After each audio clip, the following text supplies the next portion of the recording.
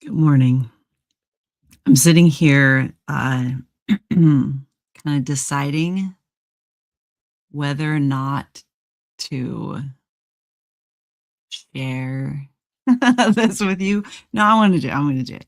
So now that I have a captive audience, let me tell you about the gardens that we're planting here at Weird Brook. Weird Brook is a 200-year-old farmhouse on an 80-acre homestead. And we have a 20-acre pasture that we are going to be planting a garden in to grow food for not just Weird Brook, but the events and all the people that come to Weird Brook, because we prioritize farm to table um, food when we have visitors at Weird Brook. And we are working toward food sovereignty here as well. But this is our first real like growing season. And so this garden is very experimental, right? We don't really know what likes to grow where. We know that we are not planting in rows, we are planting in beds, and that's a different kind of gardening. And there are certain parameters when I designed this garden, and the no rows was one of those things. But also, this is a one season garden, a single season garden, because next year we're going to be doing it differently depending on the data that we collect from this year, of course, right?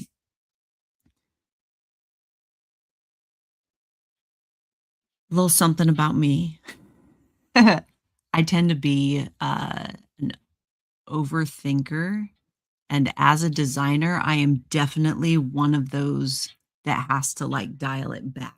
Oftentimes I'll finish a design and I have a background, a professional background in fashion design, interior design, and landscape design. Tell me you're autistic without telling me you're autistic. Anyway, so we did a release ceremony yesterday with the coven. And what I released was the belief that I had to keep things simple, that I had to dial it back in order to be accepted or better understood. And this, of course, applies to so many different things, but it also applies to like gardening. And I love making edible gardens, having using food as sculptural elements as well. And I have a 20-acre pasture to play with. And the goal of food preservation and learning food preservation and educating. So the labyrinth, well, yeah, it's a labyrinth. I designed it using the golden ratio so that we could scale it as big as we need it to be to accommodate however much we grow. And it's designed in beds and using companion planting in the beds. But also taking into consideration what the plants actually look like when they grow. And I am so excited. In the middle of the labyrinth, there's going to be a mosquito net gazebo with a table and chairs in the middle of it. And it's going to be surrounded by sunflowers and amaranth.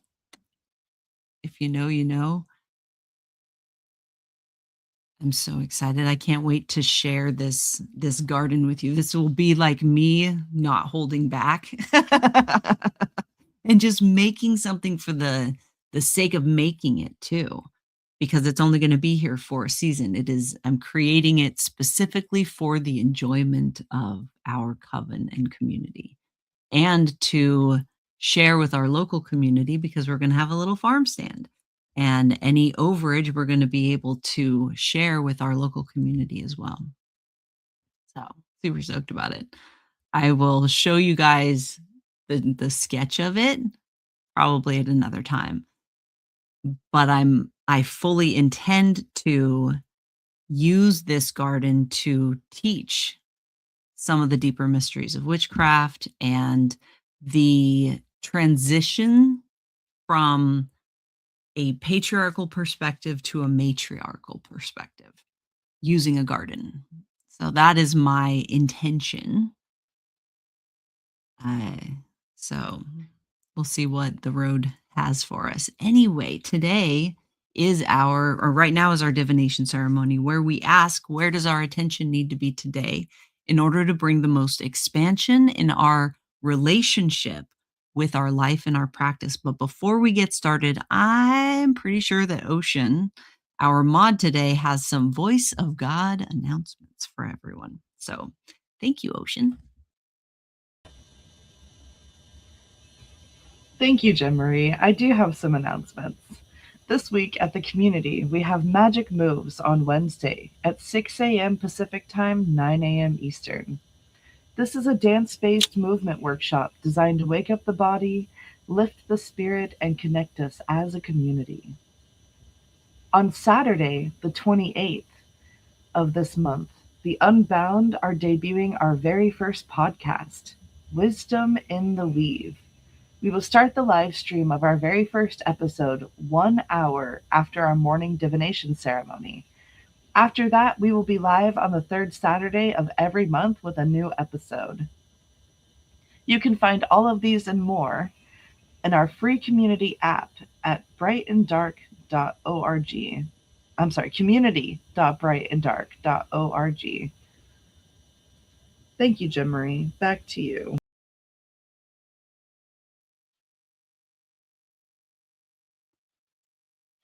As you can tell, we will prioritize having fun over just about like anything here at Bright and Dark. I absolutely love the Voice of God announcements. I think it's freaking hilarious for one. Um, but yeah, so are we ready to do this? Oh, can you guys hear that? Ooh, that's fun. Noted. All right, let's start by taking 3 deep breaths, and then um, we're gonna do a little divination, right? Claire says, "I love the idea of edible plants being grown sculpturally." Me too, and I gotta tell you that there is absolutely some rebellion and, kind of festering underneath this because I have worked a lot with community organizing and groups. I did a lot with an urban agricultural movement when I lived in Portland, Oregon. And the teams that I worked with did not give a hoot about the whether what a garden looked like. It was all about function.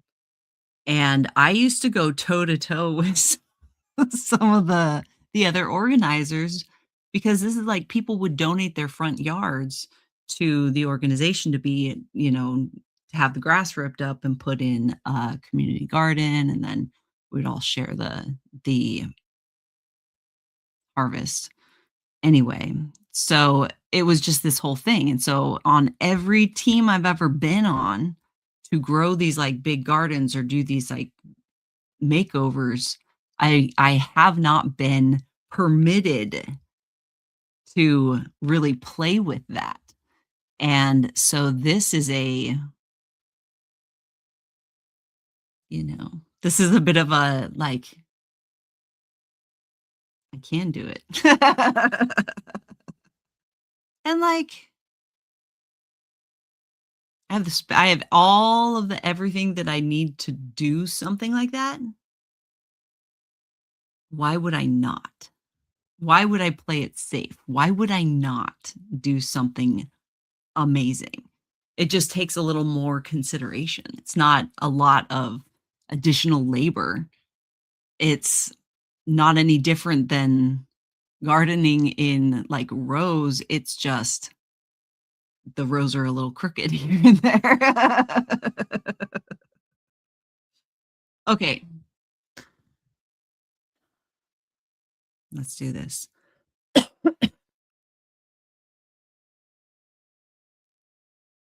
I do. We do. We have so many nasturtiums. We are actually growing 2 flats of marigolds right now. The sluttery room at in the farmhouse has a massive craft table on it, and we had turned the whole thing into, um, like a seed starting I almost said a grow room. We turned it into a grow room is what we did, and because it's a room that gets the most light too, but we also have, like, grow lights and everything on it, but mhm. Yeah, we have lots of flowers. I think we have a total of 3 flats of flowers started right now, and with the intention and ability to do a lot more, and nasturtiums are most definitely on that list. For sure, for sure. Alright, let's do this.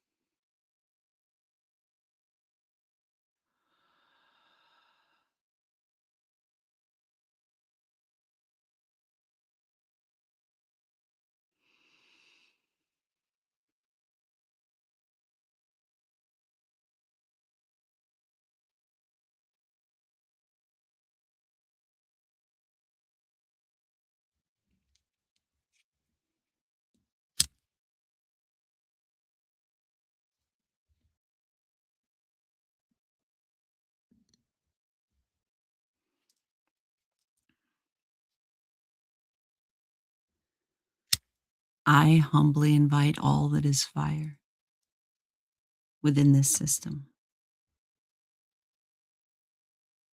to witness this working. And if alignment is found, may you choose to bless this flow.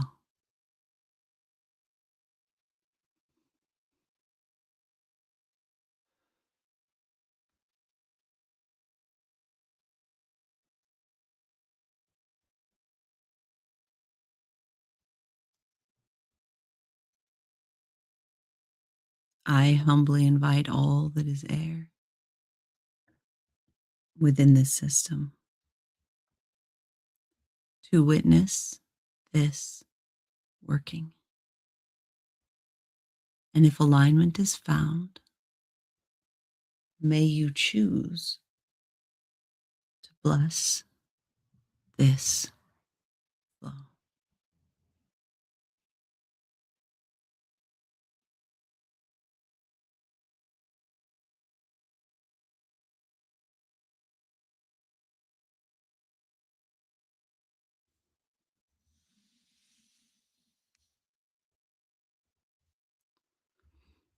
I humbly invite all that is earth within this system to witness this working. And if alignment is found,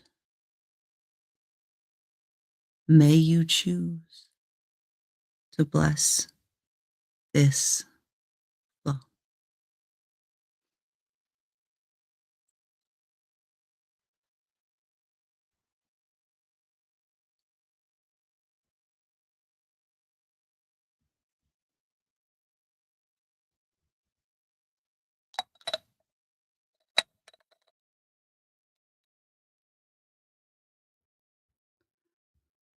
I humbly invite all that is water within this system to witness this working. And if alignment is found, may you choose to bless this flow.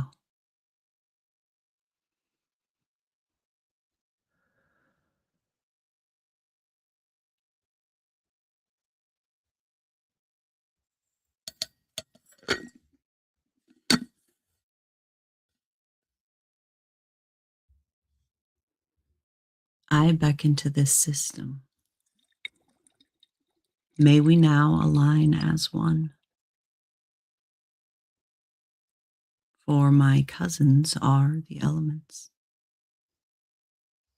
and so the moon and sun. I call to those who love me. You are welcome in this space. For our nature is united, sharing magic, life, and grace.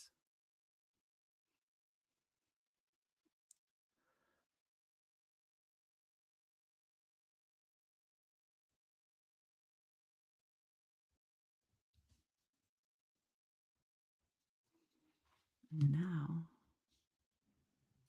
we make our declaration of intention. What are we doing? Why do we call everyone here?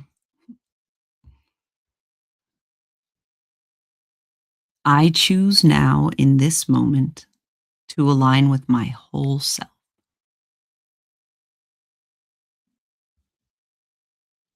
to pull the book that tells my story from its place upon the shelf.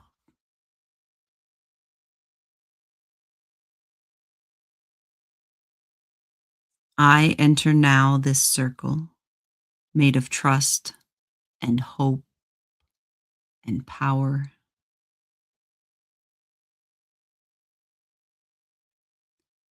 And I show up for my practice in this place and at this hour.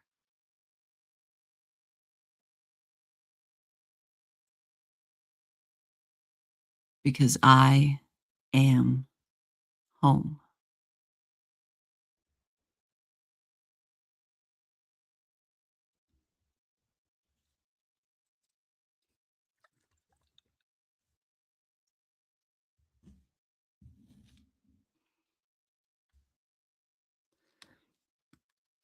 A lot of floaties.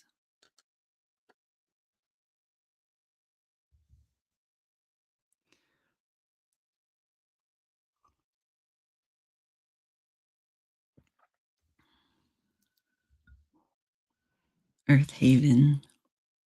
I will definitely be sharing pictures. I'll be sharing pictures and content and all kinds of stuff about this garden, the labyrinth garden. I mean, it might still be structurally going or here by the autumnal convergence. It's definitely going to be up and popping by June, July. So we do have events, new moon immersions planned for all of those months. And if you are in the guild, if you're in the coven, you're able to come do that stuff. Good morning, Kristen.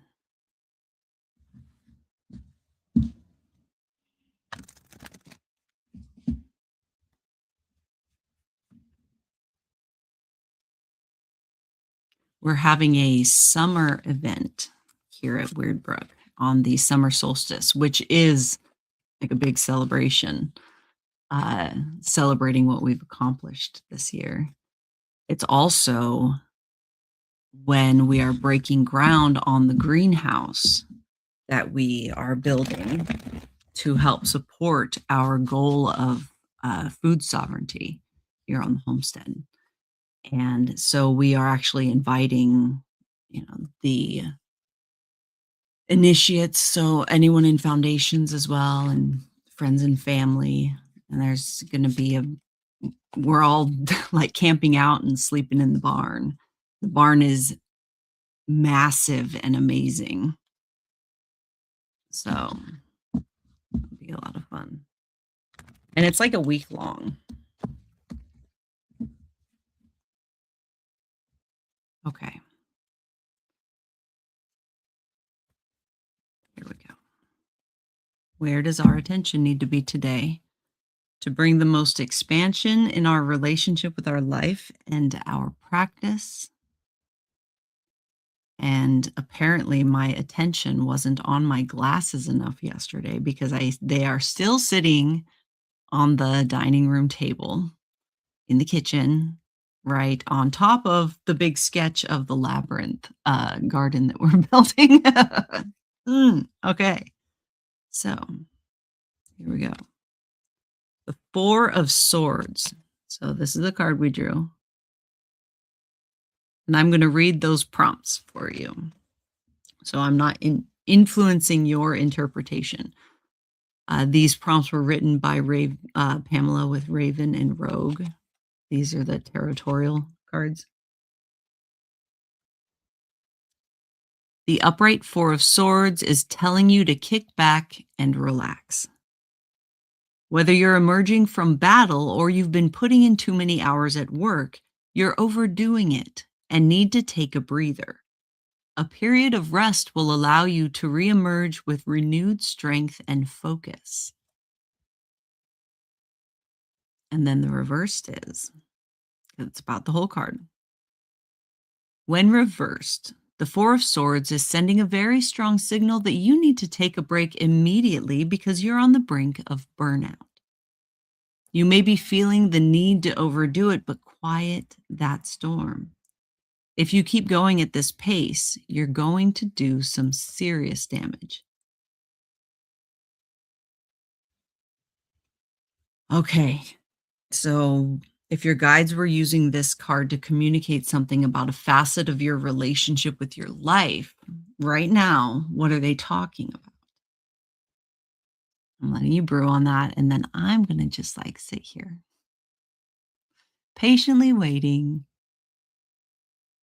for you to prioritize your intuition over what someone on the internet is saying to do with your life. And my computer's about to die. That's fun. I'm telling you guys, I charge my stuff and I am not pulling from this. Okay.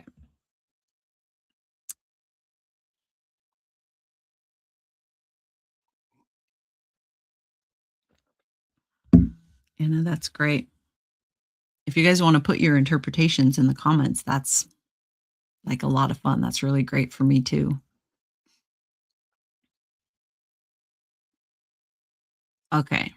So if we take into consideration the cards that we've pulled the last few days, because this reading doesn't exist in a vacuum, it all like bleeds into each other.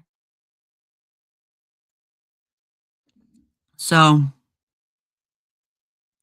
we're all about to be brave and take a chance on ourselves and shoot for or start to engage with our life in a way that we're proud of, in a way that is feels more aligned with what we want to do with our lives, right? That's what we're about to do. And this year being what it is really ripe for in immense success, right? Go complicated, build the labyrinth, right? If you could have anything you want, what do you want? Like you could have anything would be successful. But like I said yesterday, I think it was yesterday. We talk a lot about manifestation, right? I want to manifest the life of my dreams. I want this and I want that, but we don't think about how much work it is to harvest, to preserve all of that success. Um, and what ends up happening to most of us is we go into that like ADHD hyperdrive and manifest this great big thing. But by the time it comes to fruition, we are exhausted and we burn out and shut down. And then it ends up fizzling out because we didn't plan. We didn't approach this in a way that is sustainable and from a place of wisdom, right? You've done this how many times? So take a step back and let's actually support ourselves. So looking at your relationship with rest right now is so important before things get really busy, right? You have enough time if you started today and you started prioritizing or actually planning for rest and rehabilitation, meaning uh, you actually just, when you come home from work, you very intentionally don't turn on the TV and jump right in. You actually allow yourself transition time. Make yourself a cup of tea, sit on the porch, and just breathe. Allow yourself transition time and then go and switch gears and do something else.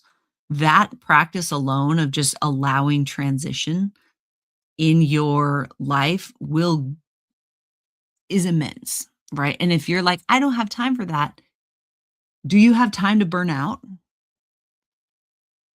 You either take 15 minutes on the front porch to decompress and transition, or you're going to take 9 to 12 months is how long it takes to recover from burnout.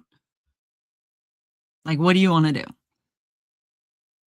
So, this is about what's important to you and making rest and rehabilitation important to you is the difference between creating something sustainable and just, uh, having a puff of smoke and it's gone, which is what has happened in the past, right? And also The success that we're talking about is immense. So it's bigger than anything you've ever done before, way bigger than anything that you've ever done before. And if you burnt out before on the smaller stuff, like making a path for the life of your dreams has to include rest, right?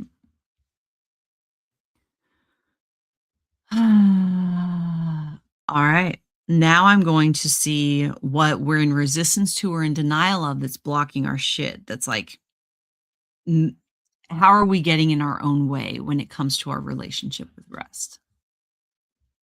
The King of Swords upright. I'm trying not to giggle about it.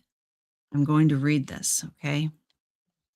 I'm going to get it in really good lighting so that my croning eyes can see it. The King of Swords is showing you that you are in command of your truth, and you stand to present yourself with confidence and conviction. Others respect you and pay close attention to what you have to say. The appearance of this card may also suggest that you may need a mentor, perhaps a financial advisor or a lawyer. And then the reverse is, remember, the loudest one in the room is often the weakest one in the room. Be careful that you're not misusing your power. Be cognizant of the greater good and careful that you're not using your intellect to make others feel inferior. You may be feeling lost about your understanding or options of a situation as well. Be careful that you're not stagnant because progress can't happen if you're standing still. So, what does this mean? Remember, it's what you're in resistance to or in denial of.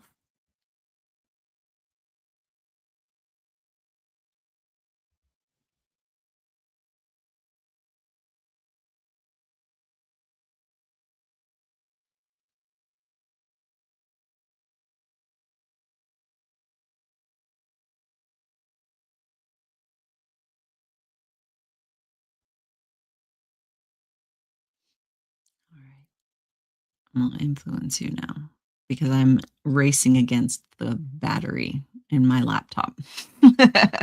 So,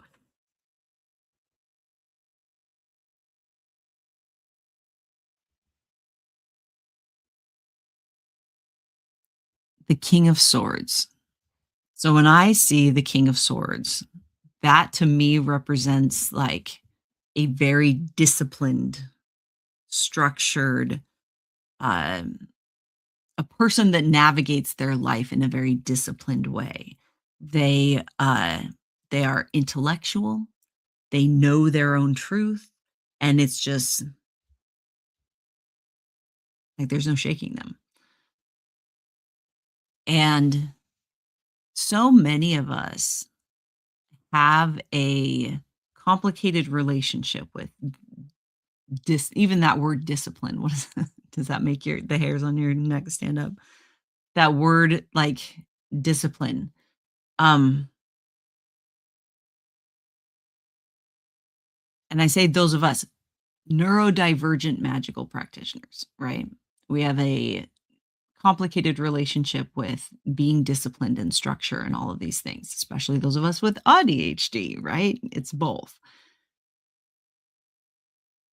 And so we tend to either lean one way or the other, right? We become hyper vigilant about our structures, or we avoid structure altogether. And we're like, I'm terrible at this, right?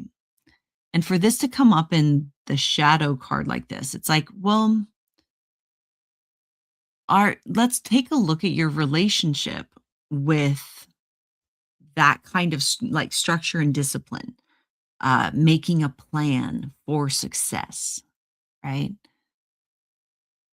Because sometimes there's some trauma under there that needs our attention so that we can live in right relationship with that sense of authority and discipline and like structure like that. Okay. Sometimes it truly is our nature to approach things from a more intuitive place, right? Sometimes that is the thing, but knowing what isn't is just as important as knowing what is. But right now, this rest, your relationship with rest and relaxation is so important to the success of this great thing that your guides are like, hey, how much of this do you believe that you can't incorporate rest into your life? Do you believe that you're not capable of that kind of structure?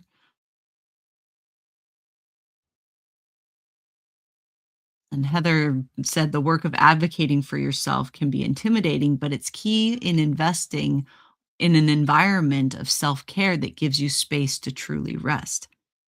Yeah. And being a king of swords about it too. Of like, no, I need this. I will have this. This is the way that it's going to be. My system does not function unless I get this. I'm not doing it unless I have this transition time. It's incorporated into the plan.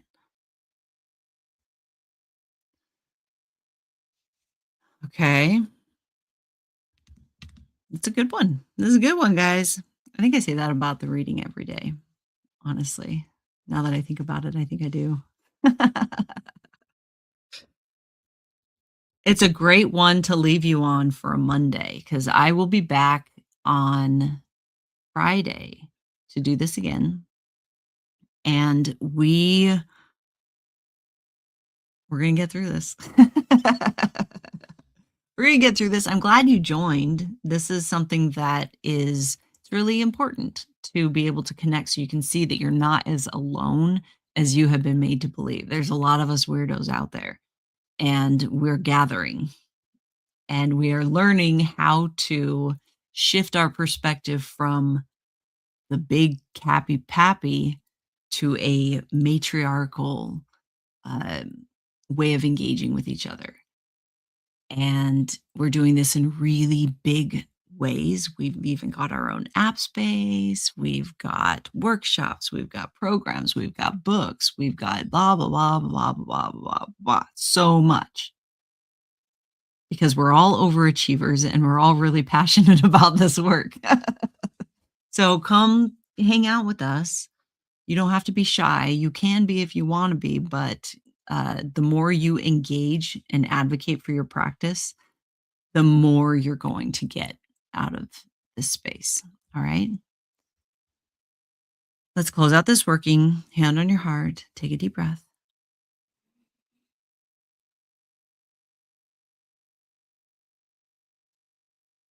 This working is now closing, but the magic has just begun.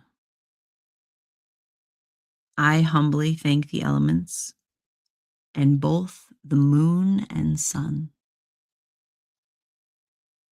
To all who chose to bless this flow, I now sincerely thank you. May our practice be expansive and our course be clear and true.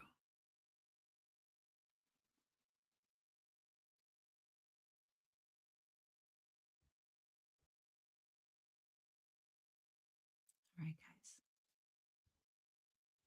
I'll see you later. If you can't be good at it. All right.